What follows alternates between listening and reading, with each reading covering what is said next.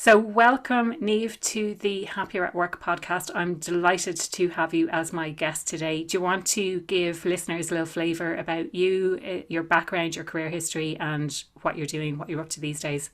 Sure, thanks. And to start, I guess I just wanted to thank you for having me. I've listened to a number of your podcasts. I think we stand in similar circles. A couple of the names were familiar to me, so it's a Yeah. privilege to join you. I'm delighted to be here. So yeah, my name is Niamh O'Brien. I head up BDO Talent Management within BDO Ireland. I'm coming up to my third year anniversary actually with BDO. So in May, which is in one way crazy. It feels really short, and in another, I feel like I've been there for years. Um, Generally, I've always worked, I guess, in the people talent space. I'm 20 plus years working. Started as a recruitment consultant in Executive Connections, actually an Irish agency, and kind of have moved through and into various different areas since then. So in the main, I've covered all types of recruitment and talent services, mostly client facing actually. And actually with the role in BDO, sometimes people feel like it's an internal role, but it's not actually. It's an external client facing role. So we provide a wide range of talent services to BDO clients, and that can be anything from offering a team of accountants, and that can be helping with executive search type services. We do some future of work consultancy services, and we've an employer of record service line. So it's a really broad range of services that we offer, and all of those, I guess, have come about in the last 3 years. So when I started with BDO, it was a blank canvas, which was super. I came, as I said, I 15 years in my previous company, and I think at the age of 45, I thought, is this where I want to be put Yeah. out to pasture or not? Yeah. And it was a very definite not. And so it was a big change actually to leave Mm. my previous role where I'd spent a long time, and yeah, had kind of grown with the business, and the business had grown with me, I guess, as well. So yeah, delighted that I've made the change. It has been a new area, but still, similar to what I did before, but with a very different, I guess, perspective. And yeah, so delighted that I've made the change. It's been nothing but positive. I feel like I've started all over again. Yeah. Yeah. Yeah. In a midlife crisis, but one that's gone well. So Yeah. That's um, always good. yeah, a happy story that yeah, I could have stayed and continued where I was, but it's been really a great experience to build BDO talent management within the BDO framework. Brilliant. You mentioned about just like the last 3 years that things have changed quite dramatically, and you sort of built stuff from the ground up, so to speak. Do you want to talk about the kind of things that have changed in the last 3 years, or but maybe in particular in the last 2 years? Obviously coming up on kind of Yeah. 2 year anniversary from 2 weeks to flatten the curve to nearly two years in living with COVID. So, what kind of changes have you noticed in workplace, or the kind of work that you do, or that you're requested to do? Sure. So yeah, I mean, we were only, I guess, less than 9 months in operation when COVID hit. So it was, for a new business that was being launched. I mean, within the big beast of BDO. So we weren't, starting from ground zero, but it was still a new service line. So we've actually, I wonder now whether my experience is all because of COVID, or if it would have continued this way without. I'm not. Yeah, It's an interesting question. And in terms of what we're seeing, um, lots of conversations around flexibility. yeah, That's certainly front and center, both with our clients and internally within BDO. And I think because our service line was very responsive to that, so each of our offerings, so for example, we would second out teams of kind of experienced accountants or IT professionals, and we were always able to do that flexibly. So the working from home piece just didn't impact. We literally move from my desk in Bow Lane House to the one in my sitting room. So there was, apart from that, there was no other change. It was the exact same service. And I mean, some of the things that have come out that have been quite positive, have just been that additional flexibility. I mean, personally for myself, actually I, prior to COVID, worked a 4-day week, I've got 2 young boys. I was looking for additional flexibility, but because of COVID and the working from home, actually I was able to move to a 5-day week without. And my company were really supportive of it. It was something I wanted, but the flexibility has meant that I haven't had to compromise in terms of the family commitments and spending time with the boys. So that's been a real positive, and I've seen that with clients as well. So we've brought a number of employees to clients who wouldn't have been able to work in roles without that flexibility that COVID has brought to us. So I've seen quite a lot. I mean, look, there's huge downsides to COVID. Of course there are, but actually I think companies have worked, to try and change and flex and move forward. And we're starting to see those benefits. So I have employers of BDO Talent Management working out with clients, as I said, that likely wouldn't have been able to if it was a 5-day 9 to 5 sitting in an office, and that wouldn't have worked for them. Yeah. And the clients, maybe mightn't have been open to that. And particularly in the moment when we're seeing a real war for talent. We hear it all the time. It's out there. I think this has been a catalyst to actually open up additional kind of alternative talent pools, more flexible talent pools, and companies have really had to embrace it, but now are continuing to embrace it. So that flexibility piece is probably front and center in terms of what I've seen in the last 2 years. Yeah, that's brilliant. And I was going to ask about the client side of things. So is it that COVID has kind of opened people's minds to this idea of flexible working, that it doesn't have to be a 9 to 5, that you can work remotely, that you can work on slightly different hours than a 9 to 5? And like how did your clients, I suppose, feel about that? Yeah, I mean, we were all thrown into this, weren't we? Yeah, absolutely. Yeah, no choice but to figure out how to work from home immediately. Yeah. I think it was this week 2 years ago that was. Yeah, it was. Yeah. We were all sent home, and so it became the norm very quickly. There was no alternative, and so we obviously we were working with clients at that point and finding them, as I said, additional kind of project staff, etc. But a lot of them would have been, if they were hired by us, and then they would spend the time on site with the client. And so that was kind of the standard. And with, as I said, this day or tomorrow, 2 years ago, that completely shifted. So all of our project and flexible and interim resources were all working from home. And actually with our clients, I don't think anybody has gone back. So within BDO, we've started going back to the office, that's all. But actually the clients are seeing this really works for us. So we have this, the flexible resources, but really, that was always our sell. We will give you flexible resources, as in terms of bring in staff when you need them, and for what you need. But actually the extra flexibility piece is now we probably don't even need a desk for that person. They can provide that service from home. So we've always had, our approach has always been bringing flexibility to clients. That's what we bring.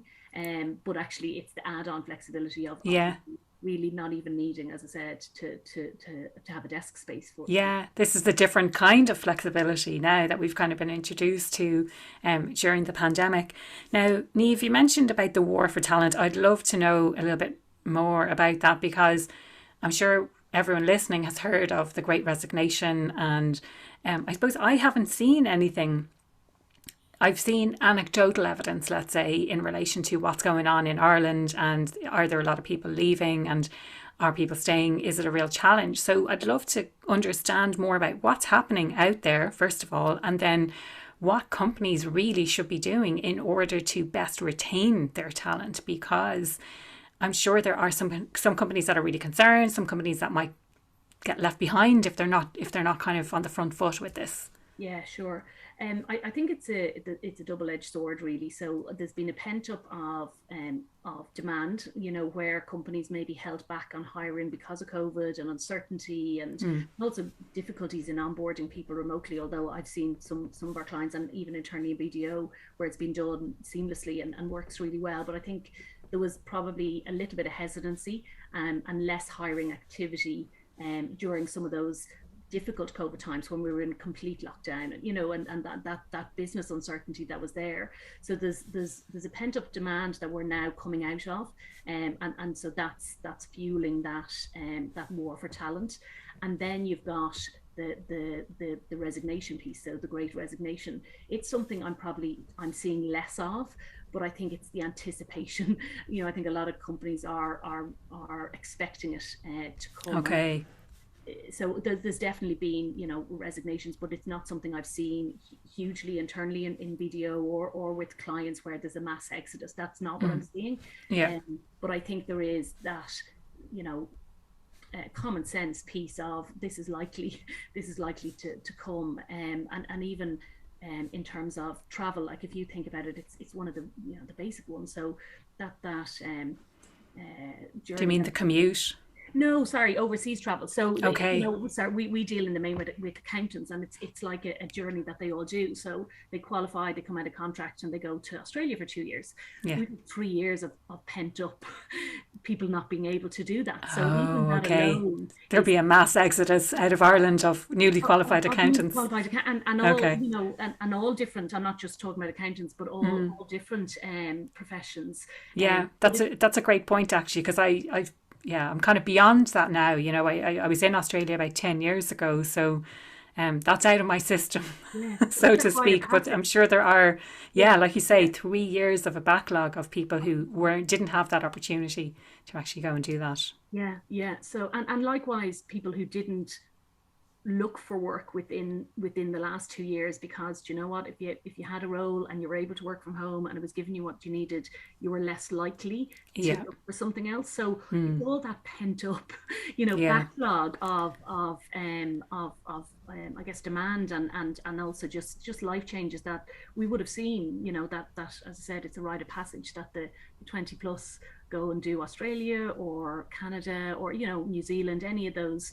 You know, the Irish are great for traveling, and we're just seeing that. And again, I think, well, there's still more to come. I think we're going to see more people now that they're able to travel starting to resign. So I think that's what is seen as by the Great Resignation. I'm not seeing that we're in it now. I think it's Okay, yeah, that's really interesting. And again, you know, we kind of touched on a couple of things before we started recording, but one of the areas that I'd love to do more research on is the Great Resignation and the impact specifically on women in the workplace. So maybe that's something I can kind of tie in together. Now, I suppose the second element of that question is this idea of like, what can companies do? So when you're talking about the future of work, like to me, the future of work is here. It's already like it's been accelerated. And when we're talking about what people should be doing in the future, it's like it's really what they should be doing now. Do you want to talk, like if you have a framework or if you have any key points that you want to raise around the future of work and what that looks like? I'd love to kind of explore that. Sure. So yeah, I mean, this is something that I think you're right. Every company has to look at, you know, and it is less about where are we going. It's where, you know, where are we now? The changes have happened. So actually dealing with them, how we're responding, not to kind of harp on, but that flexibility piece. To be honest, Absolutely. Yeah. I think companies, if they are looking at attracting, retaining, being an employer of choice, I think they have to have a flexible framework. Well, I mean, it has to work for the business, you know, that's still front and center, but it is then capitalizing on some of the learnings that we've been through in the last 2 years, what has worked, what has not worked, and rolling that out into their business plans. But I think there is absolutely a new expectation from employees to have an element of flexibility. So, you know, as I said, part of our service line is in the kind of the recruitment space. So I interview people all day, every day. You know, it's part of what I do. And 3 years ago, it was rare that you would get a question saying, is part-time an option, or, you know, what's the flexible working policy? It generally, if people were broaching that, it was, in the future, do you think it might be a possibility? I'm happy to come in and prove myself and work the 5 days, but after that, you know, might there be an option for flexibility? So it was always as a future ambition. And now I would say 95% of people that I interview, it's, you know, what's the location, what's the salary, what's the flexible working policy? So, it's now just a given. And so if companies aren't responding to that, but also building a flexible policy that works for them, Yeah. it's a really difficult balance. We've started moving back into BDO, into the office, and it's very easy to say working from home works. Our productivity is still the same, and they're really strong points. But it's only when you go back in that you realize what you've missed. Yeah. Yeah. Little conversations, or overhearing somebody talking about something and thinking, "Oh, tell me about that," and all of a I sudden can help with that, it's or a yeah, brand I'd new love to know more. Yeah. Yeah. Yeah. yeah, and we've missed that, Yeah.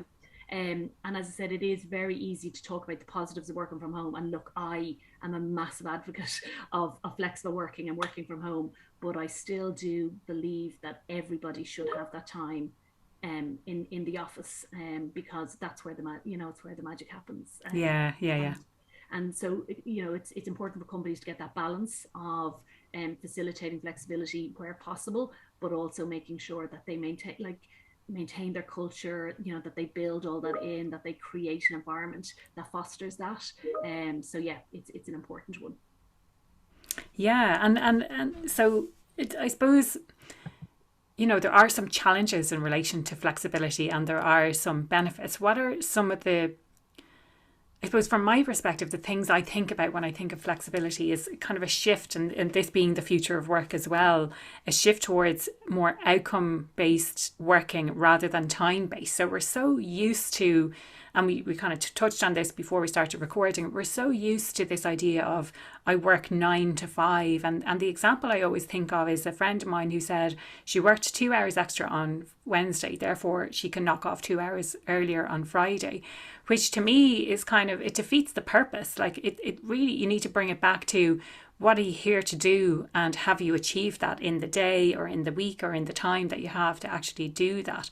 So is that kind of one of the challenges that you see organizations facing, is shifting that mindset from it's to flexible work, that it's not about the amount of time that you spend in the office. You're getting paid for the results that you deliver. Here are the expectations, and set them out really clearly, be held accountable to those expectations, and check whether you're on track, and be rewarded for that. So it's moving away from this mentality of spending, like we were saying, 9 to 5 or 40 hours a week, to these are the outcomes that are that are the deliverables that are expected in your role. How are you doing on those, and breaking those goals kind of down into even daily or weekly, so that you can share how you're getting on with that. So is that one of the challenges that you're seeing out there? Yeah, no, it's a huge challenge, and depending upon where companies are coming from, I mean, it's fundamental, and it covers so many areas. So even down to job specs, if you look at a job spec, Yeah. they tend to be a list of tasks. But Yes, actually, exactly. Yeah, yeah. so for a company, Don't get me started, Niamh. we can do a whole different podcast on that. Yeah, Um, exactly. but it's a shift in every area. So it's a Yeah, shift in, even the starting point. What's the job spec? It's a yeah, shift in performance management, and that presenteeism that a lot of companies have. If somebody's in front of you, you engage with them, and it's making sure that presentee bias isn't coming in. yeah, We're talking exactly. about Yeah, the yeah, breaking bias this week, yeah, given the week that we're in, while we're recording this. Sorry, but yeah, so there's a lot to take into account. So it is very easy to say, yeah, we're offering flexible working, but actually, what are you changing within how you run your business, how you engage with yeah, your staff, how you manage your staff, how you promote your staff, and all of those things have to be factored in. And you're right, there's a real shift there, in terms of moving towards an outcome based, and a lot of companies were there already, but others absolutely weren't. yeah, But they've got bigger changes, fundamental changes that they will need to make within their business to ensure that flexible working works for them. mm, Because yeah, if yeah, it's a clock in, clock out, if somebody's clocking in, clocking out, at home, that you're not going to get the same value or the same outputs as if you make some progressive changes to make sure that yeah. everybody's head is working towards that. Absolutely. And I think it's kind of for want of a better word, it's kind of easier to skive if you're just saying, oh, well, I'm working 9 to 5 and I'm on the computer, therefore I'm working, rather than having to be answerable to, and these are the objectives, or these are the deliverables, or these are the KPIs or the OKRs or whatever you're talking about, and that you're reporting back on them, on whether it's, I would doubt that you're reporting back on a daily basis, but you could be reporting back on a weekly or a monthly basis, and therefore it's up to you as an individual to break that down and say, okay, so if I need to report back on this next month, then I need to make sure that XYZ happens today, and X, plus ABC happens this week, or whatever it might be. I know I'm talking in kind of very abstract terms, but the same kind of principles apply. Just depends on what kind of business you're talking about. Absolutely. And actually where the real pain point comes in is for managers. Yes, of course, yeah. It's much easier to manage somebody based on, are they sitting in front of me? Can I exactly tapping away? Okay, great. Yeah.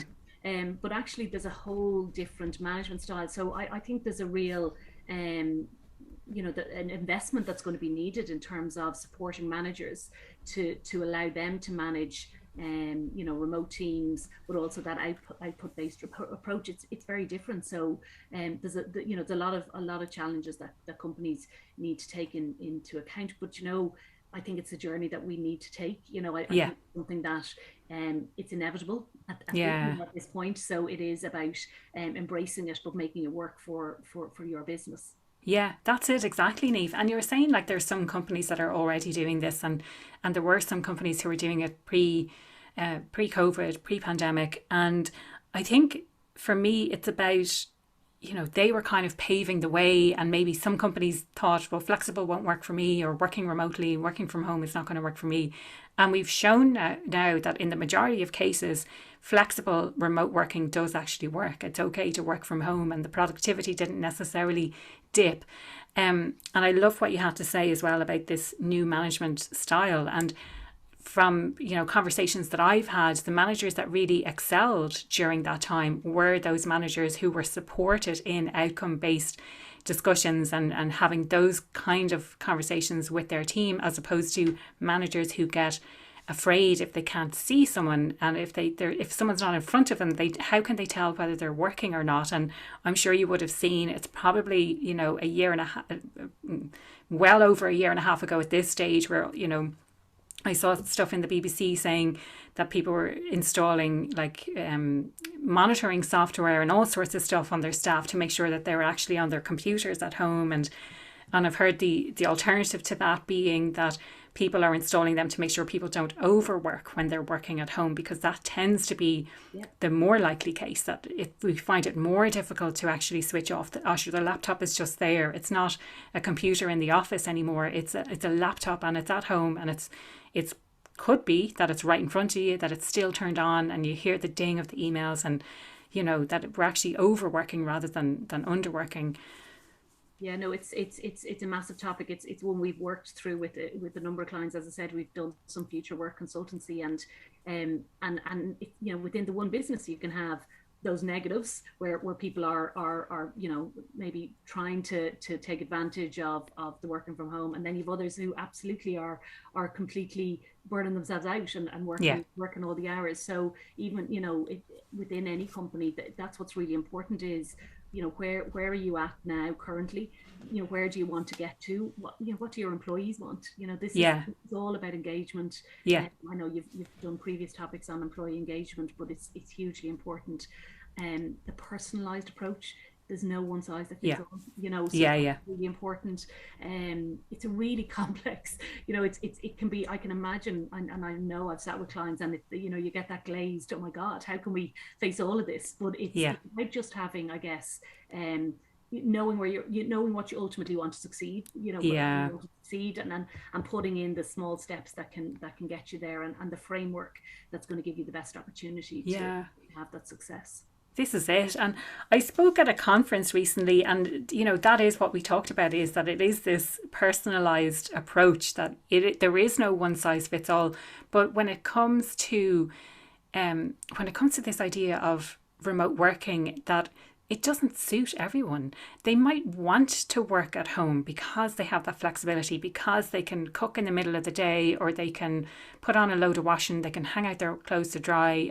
All of these things that you get when you work from home, but actually when it comes to productivity and actually getting the work done, they find it a real struggle. They don't feel motivated. They don't feel like, they just need to be around people in order to feel like they're kind of getting things done. And then, like you say, you'll have these other people who are quite happy and can get loads done. And it's so important to bring it back to what works on an individual basis. And beyond that, it's enabling and empowering managers to have those conversations, which might be sometimes difficult, saying, actually, I think you'd be better being in the office, or let's have a discussion about that, or what are you finding challenging, or how can we find that flexibility that works for you. But also getting being able to facilitate those conversations, but also be able to manage from an outcome perspective and translate the vision of what the organization is trying to achieve, but really supporting managers to be able to actually do that and to carry out their job as, their key role being to develop people and to get the best out of their team. Yeah. No, I mean, and not have Niamh over there saying, oh, well, why does Aoife get to work from home and why don't I get to work from home? But being able to manage those kind of conversations where actually we're trying to do stuff that works for each individual. And it's about fairness, but in the fairest possible way from an individual perspective, as opposed to crying like, oh, well, she's getting better perks than I am. Yeah, no, I think it's a tricky one, but for me, it's having a personalized approach, but with a collective objective. Yeah, love that. Yeah. So, the business objective, it has to be front and center. It has to work for business, but being able to facilitate individuals beneath that kind of collective objective is really important. But ultimately, there's still there's still an objective there, and one that you can't give everybody what everybody wants, but it's about working with people to see to give them as much as you can, but still work within the realms of what the business needs. This is it.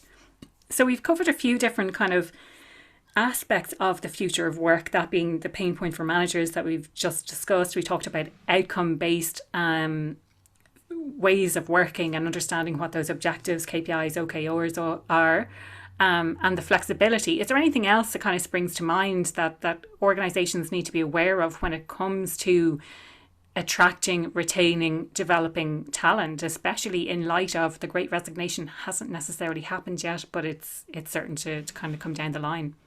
Yeah, so something that I've been kind of researching and working on recently actually is looking at alternative talent pools, and I think it's funny when you start thinking about something and you think, oh, this is I knew people were looking at this previously, but all of a sudden actually it's become a massive topic. So I think it's people are looking at it because there is a war for talent, and then it's going, okay, well, where is there talent actually that we can access and bring into businesses that maybe we haven't looked at before. So returners, I think is a huge area. I think that there's large cohorts of really strong, experienced professionals who have left the workforce for varying reasons. There's a large cohort because of family commitments. I know I have a group of friends who left work really strong, qualified, got to a certain level, and then just the kids took over and they took time out, and I think actually this flexible piece just ties in really nicely with bringing those experienced people back into the workforce. So it's something that I'm seeing a lot of our clients looking at. It's something we're looking at internally in BDO is again, how can we attract those people, how can we support them, because they're going to have they're going to have different requirements coming into a business, different training requirements. Actually, confidence is really basic, but front and center in terms of, I feel there's a real mismatch. So I'm speaking to a lot of people who have taken career breaks and and then I speak to a lot of clients who are screaming for people, and the people who've taken career breaks are like, oh sure, who would look at me, and nobody would look at me, and sure, I wouldn't be able to have any sort of flexible working, because they're coming from that kind of, I guess, time zone, or where previously that wasn't on offer, and maybe they're not now aware of the real shift that we've seen in the last few years of one, companies are really looking, screaming for staff, to be honest. And also they've implemented a range of flexible working, so everything that the employees are looking for is there, but we're not, the message isn't coming across in both ways. There's definitely a miscommunication there. So I think there's a huge amount that can be done in that space. Who else, rather than always fishing in the same ponds, where else should we be looking in terms of experience? And when you look at an output approach, like, maturity really kicks into play there. Before, who are self-motivated, who have life experience, have that inherent motivation of coming in and doing a really good job. It just seems like a very easy answer to something that we should all be looking at. Yeah. I mean, like, it seems kind of so obvious when you say it, but there is this issue, and I've seen it myself, and I talk an awful lot about imposter syndrome. And that's, if you've been out of the workplace for any amount of time, and interestingly, at the time, I didn't think about it, I didn't associate this with it, but I left a job in Sydney around June, and a year later, in October, I took up a new role in Dublin. And in the interim, I was travelling, but I was out of the workplace for a considerable amount of time.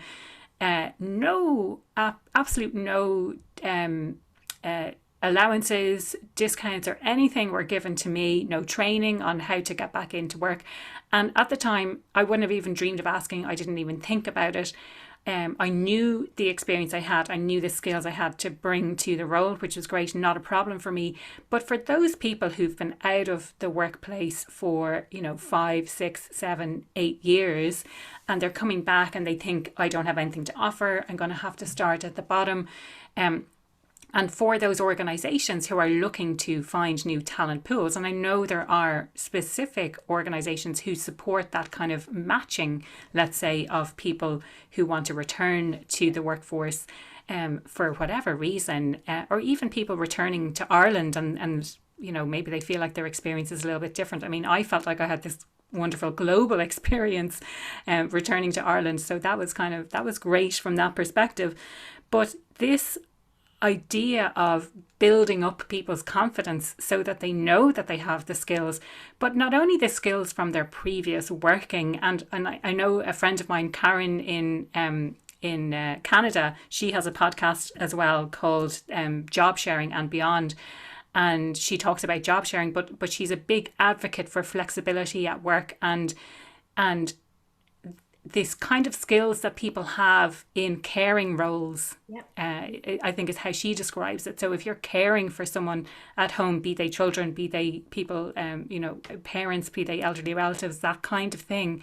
But the kind of skills that are required in order to do that, you're building on your skills. And LinkedIn, I know it hasn't happened on my LinkedIn profile just yet, but they have introduced a new feature where you can add those types of things, like travel, like a bereavement break, like caring.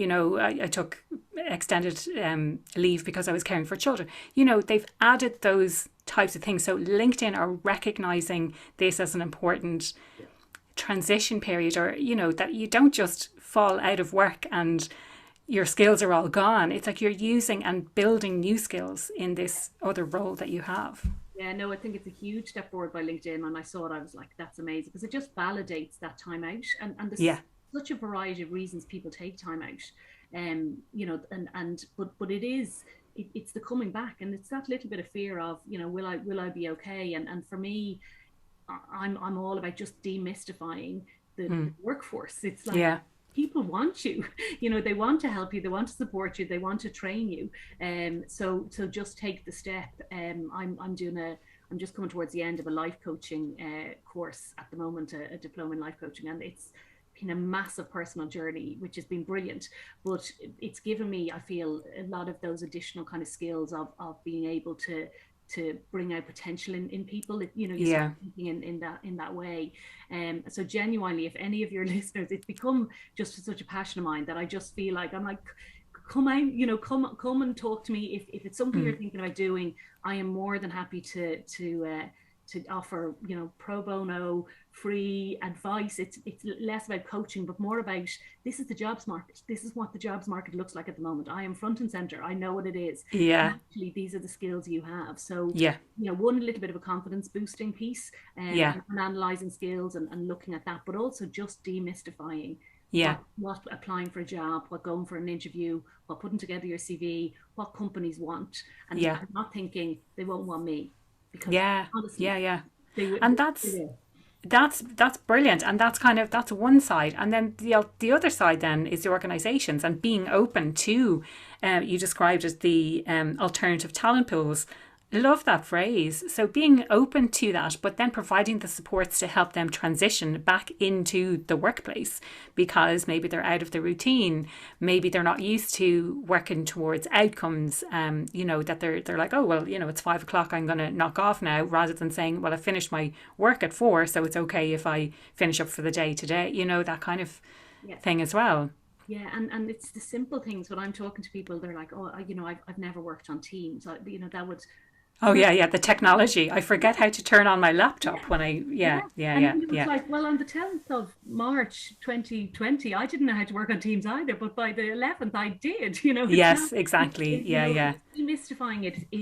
I think people put up these barriers as to why they can't. Nearly the excuses. Yeah, this is the excuse. This is how, and calling it out. That's how people get in their own way, You need to step out of your own way and just go for it. Yeah. Is there anything else that organizations need to be aware of then in relation to searching out talent in these alternative talent pools?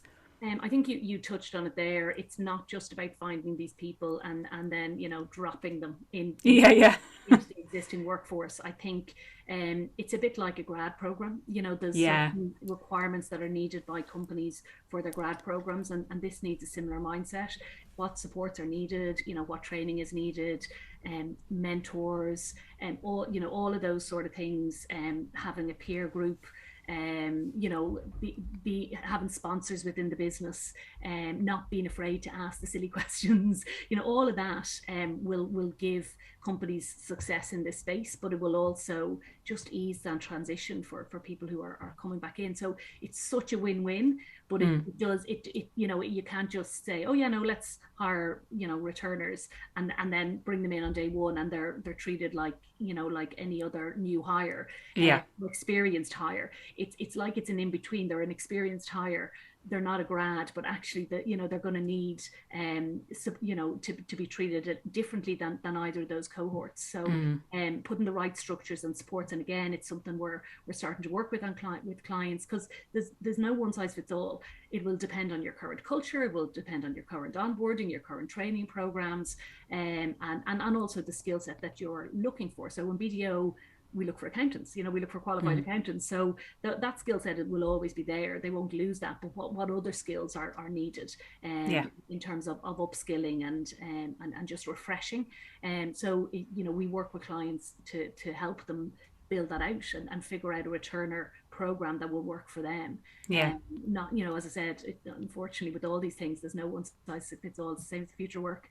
If there was work for everybody, we'd all, there's loads of books out there that, but it is about the companies making work for them. Yes, absolutely. Now, Niamh, we're just coming up towards the end of the podcast, and the question I ask everyone who comes on to join me is, what makes you happier at work? So as I said, the life coaching course has me completely in this headspace. I think about it every day. It's a great time. So for me, what makes me happy at work is feeling that I am surrounded by people who inspire me, by people who support me, who challenge me, and also who, like, it's funny, and we talk about this a lot in BDO.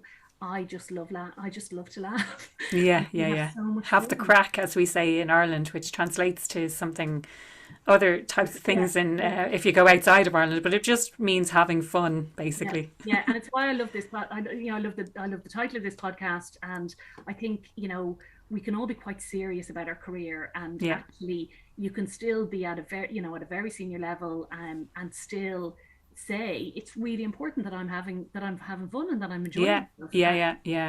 So in the last 3 years, I've said this frequently, I have never laughed as much. It's not what I expected coming into a professional services firm.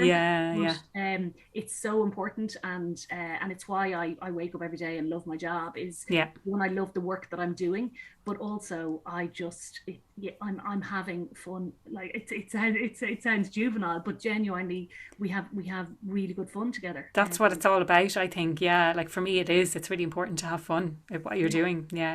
Absolutely. It's such a basic one, but for me it's front and center, and I'm not going to give any of the reasons why we laugh, because most of them are completely inappropriate. But there's lots of laughter, But for a different podcast, Niamh, for a different podcast. No, lots of laughter, and finding people like-minded people that share collective purpose. We all want to be, we all want to succeed. We all want to do the right thing by our clients, by ourselves, by our teammates.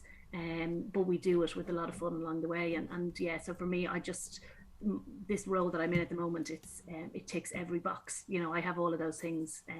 It's where I get gushy, but absolutely loving it. And if I hadn't, as I said, back to where we started, if I hadn't made that change 3 years ago, I can't even think of where I'd be right now. The other thing I would say to people is, don't be afraid of the change, because if you don't take the step and try something new, you don't know what opportunities are out there. So definitely the 3 years is going to pass anyway, and either you'll be in the same position and miserable if you are miserable, or just kind of a bit meh, like this isn't doing it for me, which is probably nearly worse, versus if you make the change and in 3 years time then you're the happiest you've ever been. So it's so easy to stay in the meh, and